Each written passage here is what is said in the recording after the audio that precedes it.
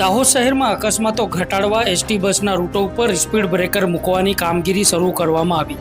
દાહોદમાં smart city project હેઠળ નવા રસ્તાઓ બન્યા બાદ અકસ્માતોની સંખ્યામાં વધારો થયો હતો.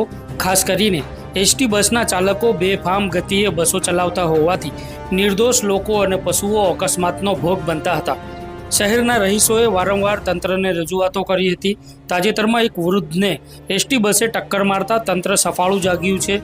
દાહોદ નગરપાલિકાએ આ સમસ્યાને ધ્યાનમાં રાખીને અકસ્માતો ઘટાડવા માટે પગલાં લીધા છે. હાલમાં શહેરના ગોધરા રોડ ઉપર સ્પીડ બ્રેકર મૂકવાની કામગીરી શરૂ કરવામાં આવી છે. સ્થાનિક કાઉન્સિલરના જણાવ્યા મુજબ શહેરના અન્ય વિસ્તારોમાં પણ સ્પીડ બ્રેકરો મૂકવામાં આવશે. આ પગલાંથી વાહનોની ગતિ પર નિયંત્રણ આવશે અને અકસ્માતોમાં ઘટાડો થશે તેવી આશા છે. આજે અવારનવાર જે એક્સિડન્ટો થાય છે એને ભયમુક્ત રોકવા માટે આજે ગોધરા રોડ વોર્ડ નંબર 5માં બમ્પરનું એક ટ્રાયલ પેજ લગાડીએ છીએ અને પછી આખા શહેરના મેઇન માર્ગો પર બમ્પરો લગાવવામાં આવશે દાહોદ નગર પરિવાર દ્વારા.